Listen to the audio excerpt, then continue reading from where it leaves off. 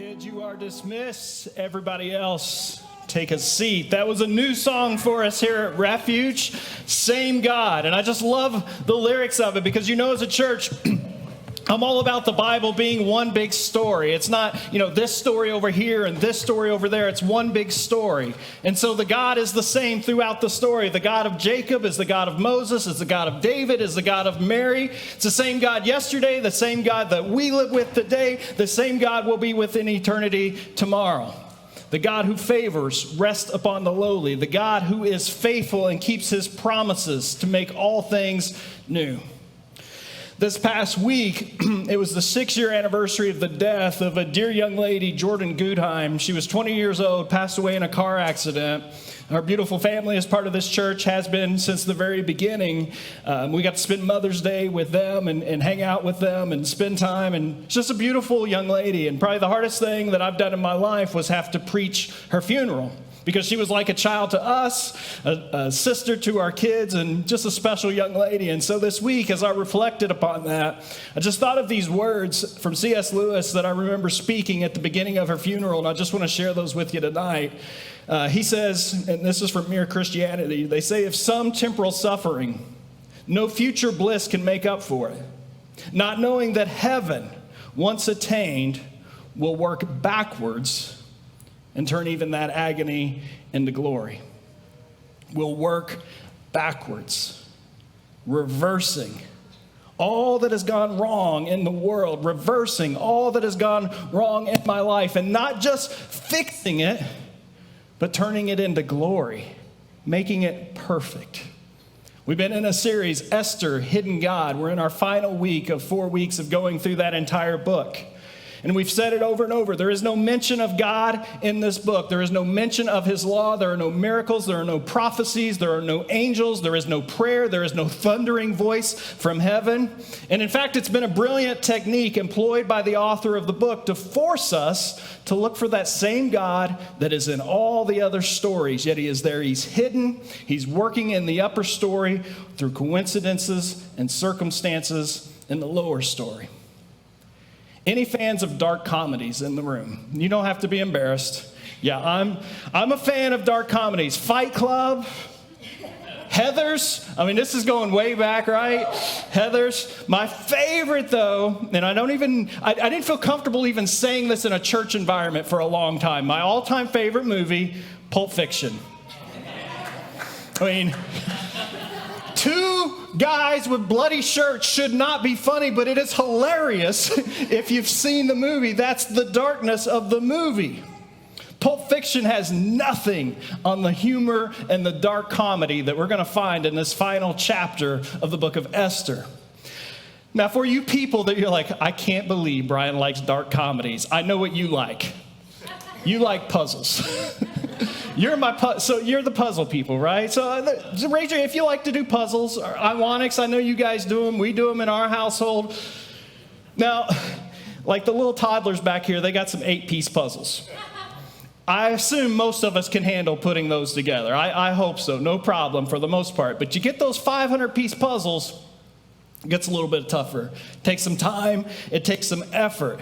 Now, I looked up today, there are actually some 5,000-piece puzzles. Like, can you imagine that? 5,000 pieces, and 2 of the pieces are missing. So, way too much time. If you're doing those, we got a place for you to serve here at church. We need to get you doing something else. Then imagine a 500,000-piece puzzle. It's a lot, 500,000 pieces. 5 billion-piece puzzle. Take that puzzle and now make that 5 billion-piece puzzle 3-dimensional. That's the puzzle that God is working with in this world and building the stories. Isaiah 55:8 says, my thoughts are nothing like your thoughts, and my ways are far behind anything you could imagine. For just as the heavens are higher than the earth, so my ways are higher than your ways, and my thoughts higher than your thoughts. The story of Esther is full of these coincidences. In and of themselves, they are unremarkable. But taking these coincidences and putting them together is what reverses the fortunes of God's people. And not just God's people of Israel, but it reverses the fortunes of us here tonight. In this world, God does not miss a microsecond of life. God does not miss a syllable that has ever been spoken. And so God can take things that seem unrelated, seem disconnected, and he can put them together in this miraculous puzzle that does turn our graves into gardens, that does turn our death into life. And so I'm going to walk through just some of the puzzle pieces of this story in case you're unfamiliar with it. It just so happened that there was a king named Xerxes. He's one of the characters of the story. He throws a party. He wants his wife to come in after 180 days of drinking, and he wants his buddies to look at her and stare her up and down, and she says no. So she's out. She's no longer the queen.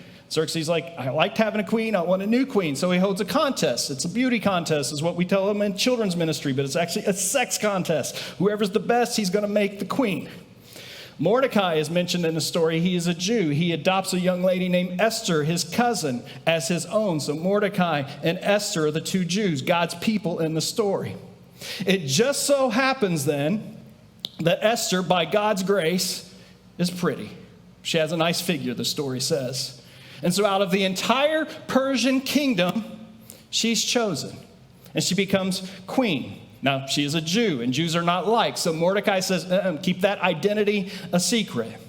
And so it just so happens, though, as the story goes along, that Mordecai, he also rises to a bit of a power position of leadership. And as luck would have it, as he's walking around the city, he overhears a murder attempt on King Xerxes. And he tells Esther, and she tells everybody and saves the king. Then we're introduced to the villain, Haman. And if the story was told in Jewish custom, everybody would boo right now. So just boo. Haman, boo. He's promoted to the highest official in the office. So he's a hot shot. But Mordecai, he won't bow down. Haman doesn't notice that he's not bowing down. Shouldn't be a big deal, but of course somebody's always got to tell him. And so somebody tells him that he's not bowing down, takes notice. Now, Haman is an Agagite. Haman the Agagite. Mordecai is a Jew. They are not friendly with each other. There's a lot of racial hatred between the two factions. And so Haman, because he's not bowing down, Mordecai's not bowing down, he goes to King Xerxes. And he enacts a law. And this law is pretty brutal. It's kill all the Jews. Men, women, children, on a single day. March 17th, I believe, is the day. And so when this is brought forth, Mordecai mourns. He puts on sackcloth, which isn't comfortable. He covers himself in ashes. This is a sign of mourning. He is crying. All of the Jews around the nation, as this edict is passed around, they begin wailing and doing the same. And then last week, we looked at this beautiful exchange between Mordecai and Esther, this back and forth conversation as they move the pendulum.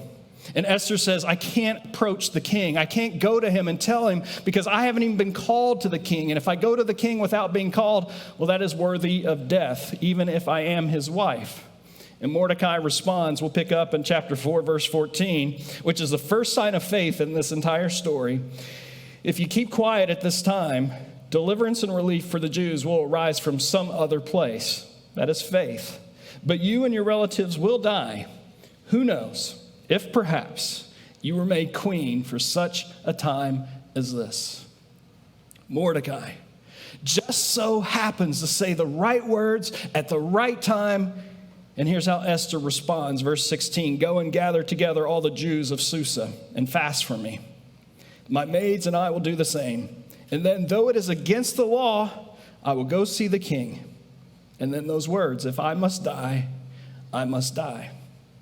That is the dramatic turn of events in this story. Sweet little Esther, known only for her looks, no sign of faith. She's sold out to the Persian culture. If I die, I die. She's no longer passive. She is dying to herself, which means she is depending entirely upon God for the outcome of what happens next. And that is some insight about God. Now that Mordecai and Esther have committed themselves to God, have sold out to God and his people, the pace in the story intensifies. The coincidences. I think of it like drinking from the coincidence fire hose for the rest of this story. So verse 1, we're going to pick up. It says, Esther put on her royal robes. She doesn't put on lingerie. She's not coming to the king as his sexy mistress. She's coming now as the queen. Esther put on her royal robes and entered the inner court of the palace, just across from the king's hall. The king was sitting on his royal throne facing the entrance. This is a moment of truth. She could be killed. In fact, by law, she should be killed. She is breaking the rules. She is entering the king's presence without being summoned. Verse 2, when the king saw Queen Esther standing there in the inner court, he welcomed her and held out the gold scepter. Whew. It's like getting the word on the sixth try. You live to play another day. So Esther approached and touched the end of the scepter. The king responds, verse 3, what do you want, Queen Esther? First time he has addressed her as queen in the story. What is your request? I will give it to you, even if it is half the kingdom. Now, this is a bit of hyperbole. He's basically saying, no, I'm not going to give you half the kingdom. He's saying, hey, wifey, I'm in a good mood today. Try me. What do you want?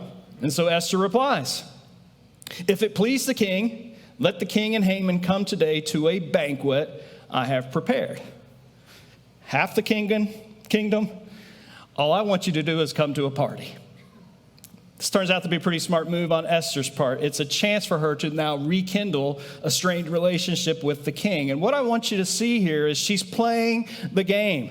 She's working within the confines of society. She's being culturally sensitive. It's a little thing in the Bible called wisdom. She's playing within the confines that she finds herself.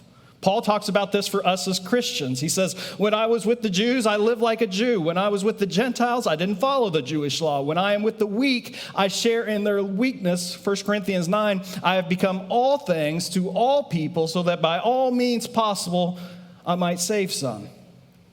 Christians, we don't advance the kingdom of God by alienating people. We need to be conscious of the culture around us, the people around us, the tools God has given us in this time and place so that the gospel becomes the only stumbling block for someone to take hold of Jesus. Verse 5, the king turned to his attendant and said, tell Haman to come quickly to a banquet as Esther has requested.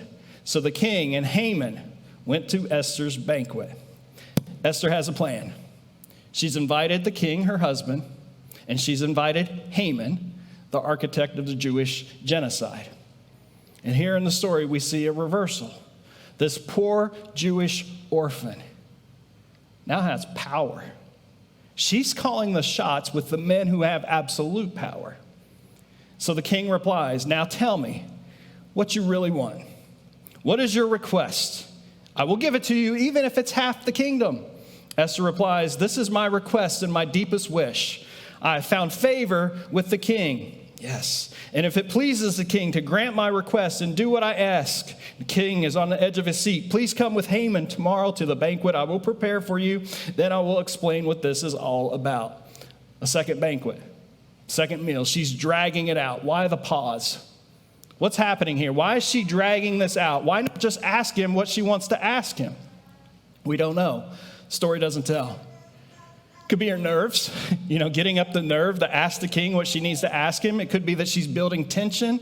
It could be giving time to think. What could it be that she is asking me for? We don't know.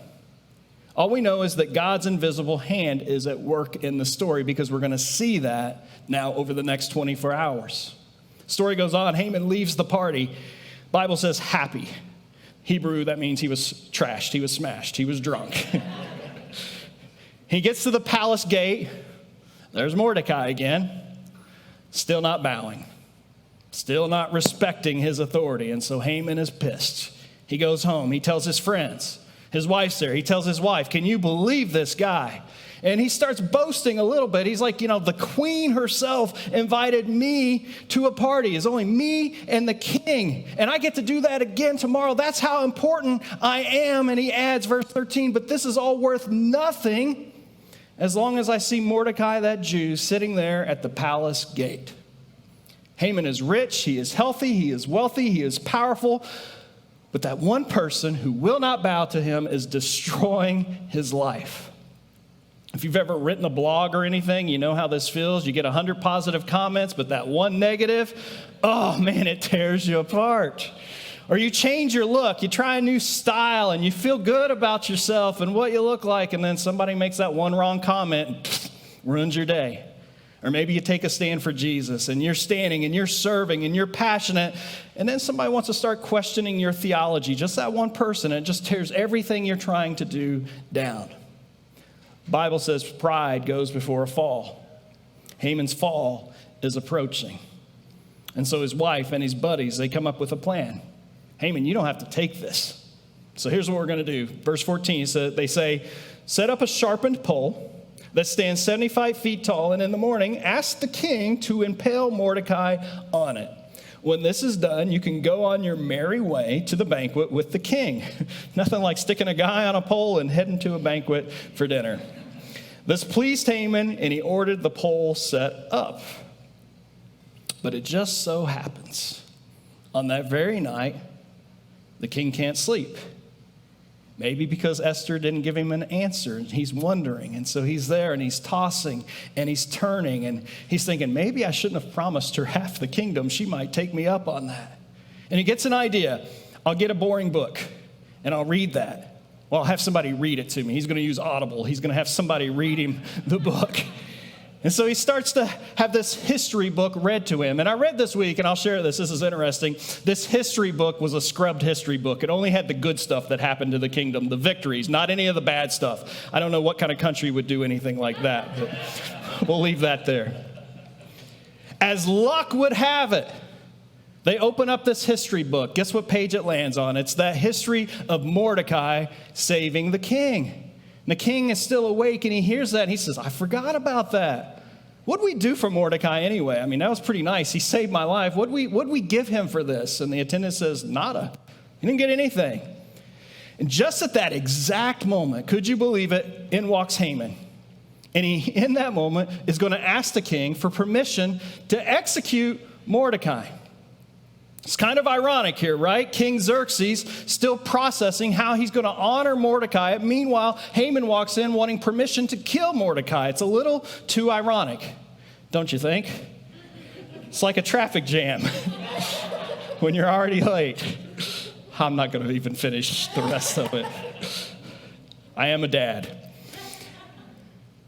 The king replies, what should I do to honor a man who truly pleases me? And we talked about this story a couple weeks ago. Haman, of course, walks in, and he's thinking he's that man. He's the one the king wants to honor. And so he's thinking, how should I have the king honor me?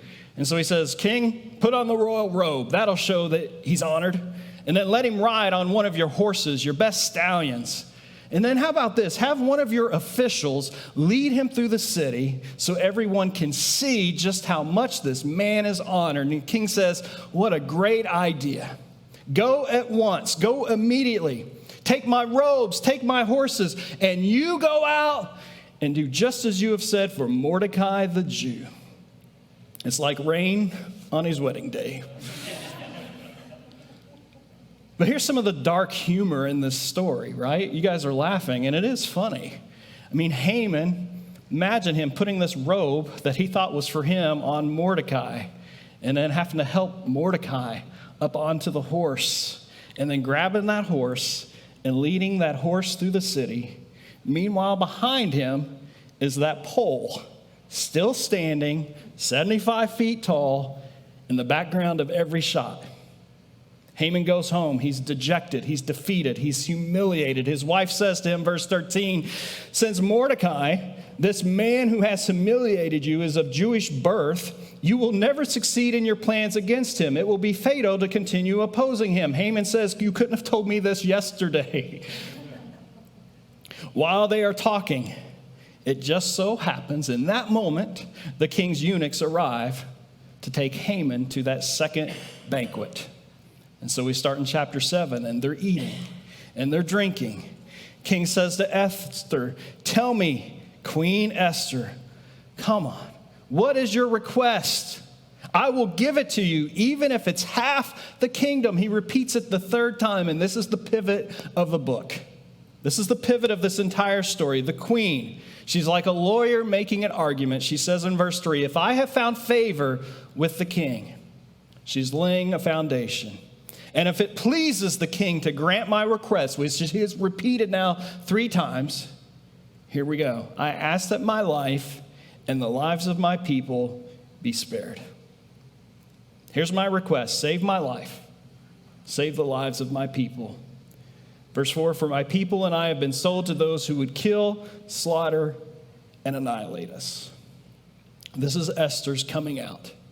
I'm a Jew, and I'm no longer ashamed. I'm one of the people that Haman is trying to exterminate.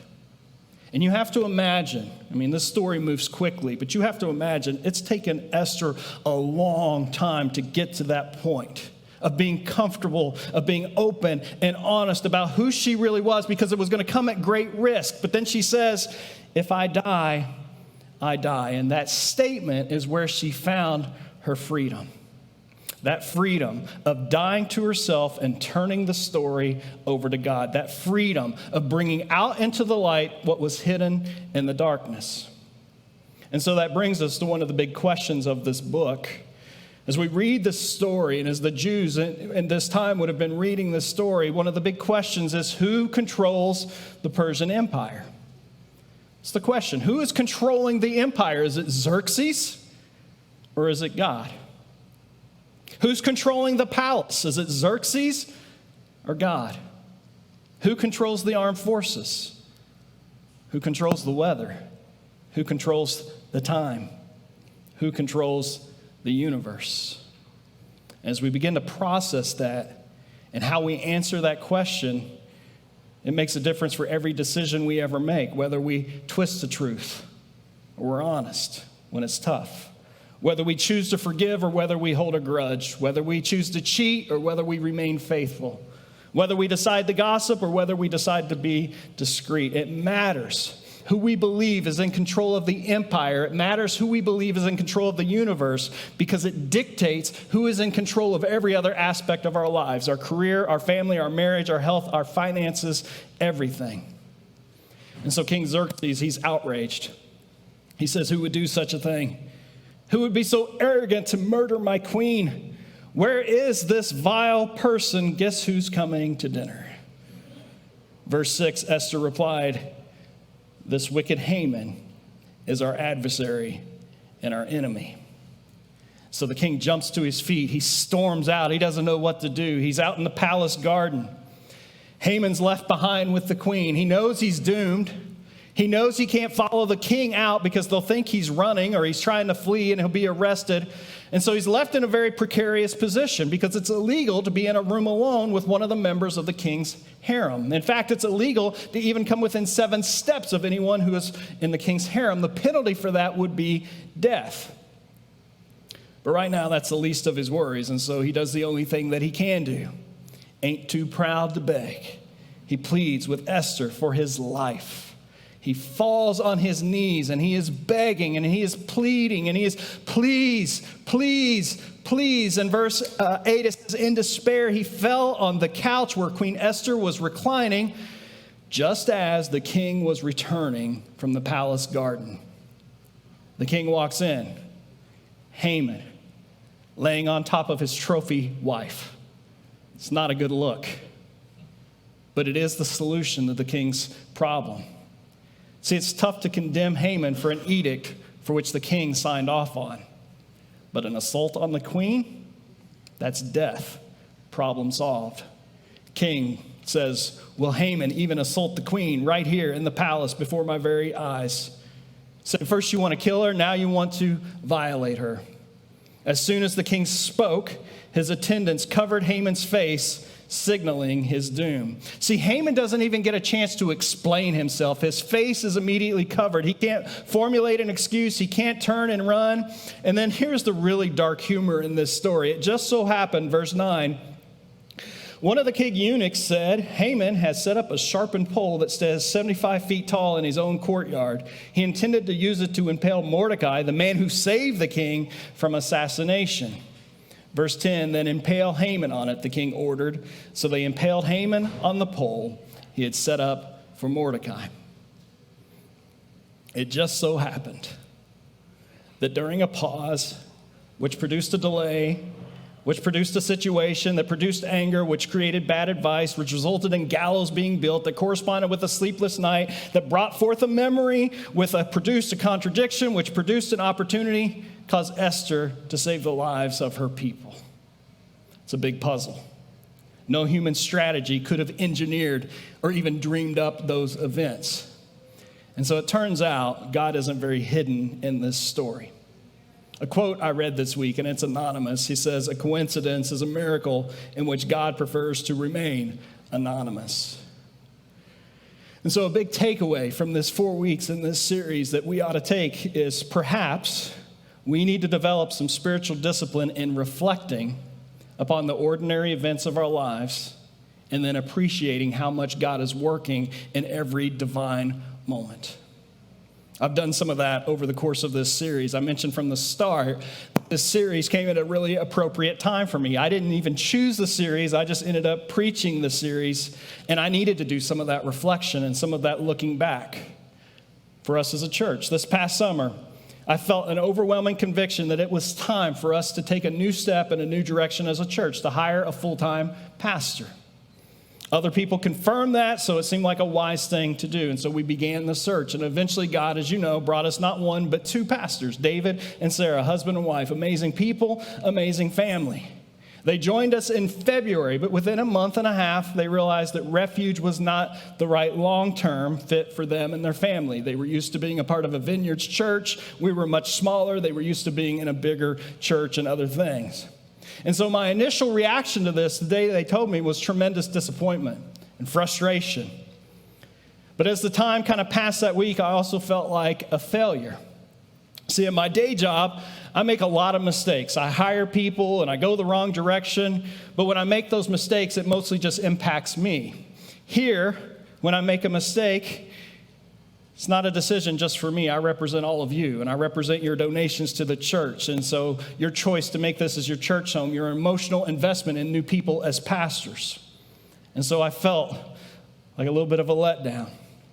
But again, as I reflected upon this story, David and Sarah did some great stuff. Even in that month and a half while they were here, this place is beautiful, did a whole brand redesign. The church actually looks like a church now. It took us 6 years almost to get to that point. So I don't know if you've been back to the youth room in that area back there, and the children's ministry is absolutely gorgeous. And so they did some fantastic things in just that month and a half they were here. And it also, during that time, caused me to reflect some upon us as a church.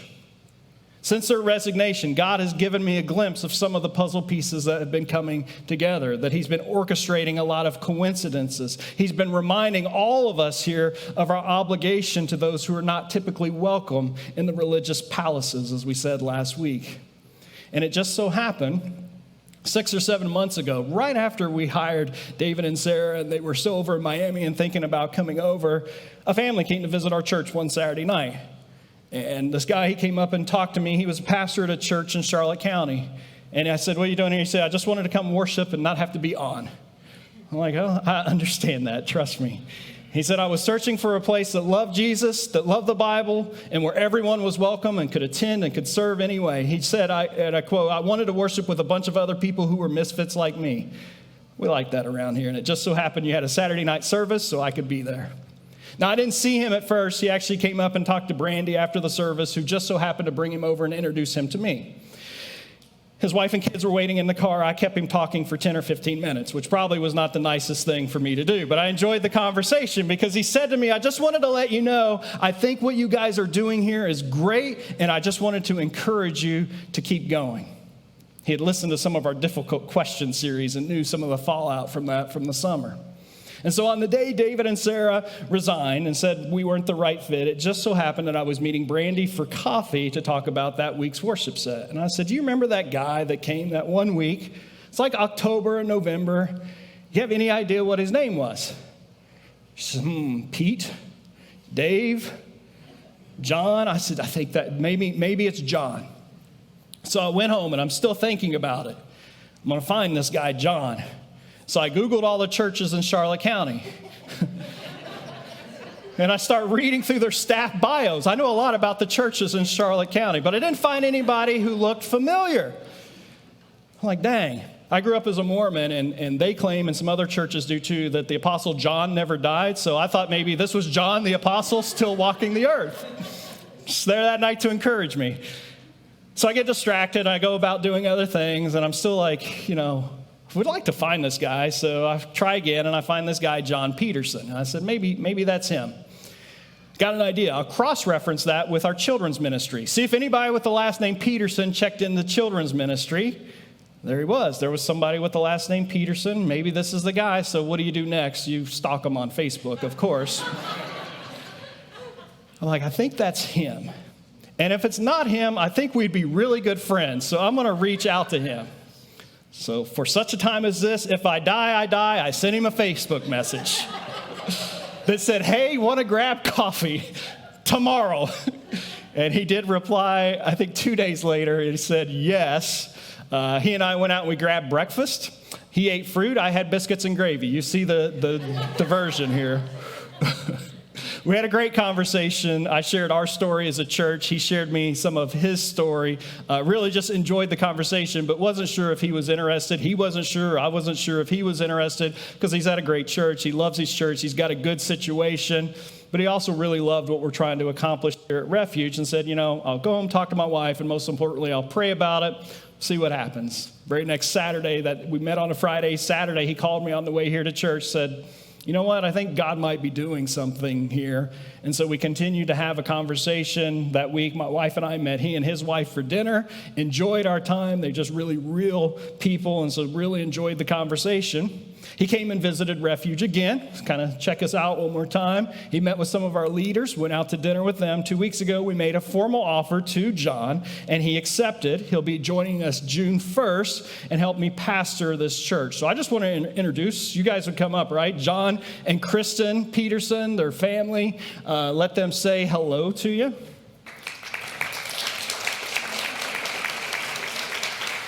All set. Check. Oh man, after all that, I'm afraid y'all are going to be very disappointed.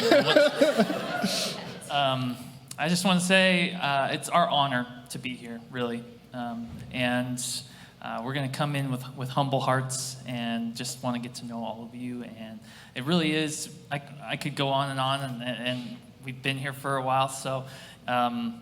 You'll get to hear me a lot more as time goes on, and I'll be able to share some of my side of the story. Here are my children. This is Emily, our oldest. This is Addison and Brielle, and my wife, Kristen. And I believe, Emily, didn't you have something prepared to say today? I did not. I knew that if I did that to Kristen, I'd pay for it. So. But, we love you all already, and we're excited to get to know you. That's basically it. I just want to say it's our honor to be here, and God really is doing something great through Refuge. Absolutely. Thanks, guys. Awesome.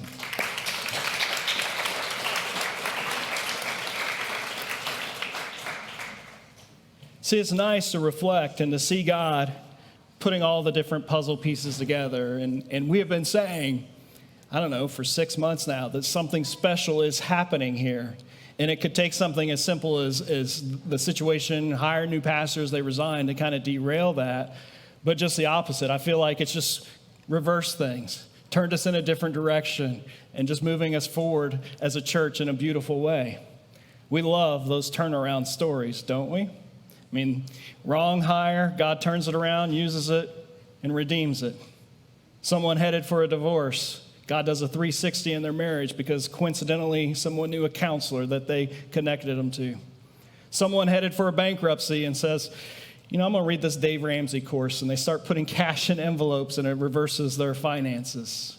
Or the best ones are when the doctor has given up hope and God intervenes and reverses directions. Psalm 30, verse 11, you have turned my mourning into dancing. You have loosened my sackcloth and clothed me with gladness, that my glory may sing your praise and not be silent. O Lord, my God, I will give thanks to you forever. Reversals.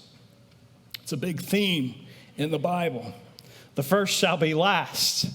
The last shall be first. What you meant for evil, God turned it for good. God seems absent in this story in the book of Esther. There's no mention of God. And on top of that, the people are unfaithful. They're morally ambiguous at best. And the story is full of pride and murder and rape and evil. But does that mean that God stops reversing and redeeming? I mean, look at this. Haman intends to destroy the Jews. It's reverse. He ends up destroying himself. The gallows were erected to execute Mordecai. It's reversed, and they execute Haman. Haman writes this beautiful script for himself to be honored. It's reversed, and that script is used to honor Mordecai. Mordecai goes through the city crying. Mordecai is then led through the city being celebrated. The outsiders in this story become the insiders. The Jews are going to be killed. The story ends with the Jews being saved. The Jews are mourning. The story ends with the Jews celebrating. Reversals. And all of the reversals in this story are there to point us to that great reversal. If you've seen the Chronicles of Narnia, C.S. Lewis writes of that. He says, Jesus' arrival was the beginning of winter stirring backwards. There are a few more chapters in the story of Esther, and there is still a problem. In ancient times, if you enacted a law, it couldn't be revoked. No matter how unjust the law, no matter how unfair, it could not be revoked. Haman is gone, but the Jewish people are still under the shadow of judgment and death. And so chapter 8, verse 3, then Esther went again before the king, falling down at his feet and begging him with tears to stop the evil plot devised by Haman the Agagite against the Jews. Verse 8, the king says, now go ahead and send a message to the Jews in the king's name, telling them whatever you want and seal it with the king's signet ring. Verse 11, the king's decree gave the Jews in every city authority to unite to defend their lives. Couldn't change the decree, but now he makes a new law that gives the Jews the right to defend their lives. They were allowed to kill, slaughter, and annihilate anyone who might attack them or their children and wives and take the property of their enemies. And for us modern people, that might sound a little bit distasteful. But at the end of the day, we have a large group of people who are under an unjust sentence of death end up safe and well while the enemy is defeated. And so I want to close this series with a simple question. Are you willing to trust a God you can't see? Are you willing to trust him even when he's hidden? Maybe there's something in your life that you are longing to be reversed. Maybe it's a broken relationship. Maybe it's a health situation. Maybe it's a poor decision that you made that now has made your life very difficult that you would love to have turned around. And man, I wish I could tell you, put your hope in God and it'll just happen. There'll be no more bad days. Your enemies will go away. There'll be no more disappointments. There'll be no more tragedies. But if I told you that, I would be lying. What I can promise is what God promises, is that none of these situations will have the last say, because on the cross, Jesus reversed our curse. He crushed evil.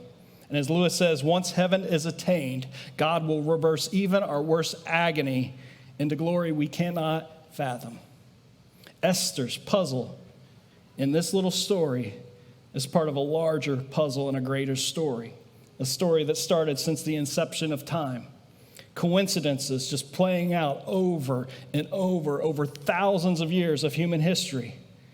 Those coincidences led to a divine birth that then led to 30 years of silence, that led to 3 years of ministry, that led to 6 hours on the cross, that led to 6 days in a tomb, that led to your salvation and mine.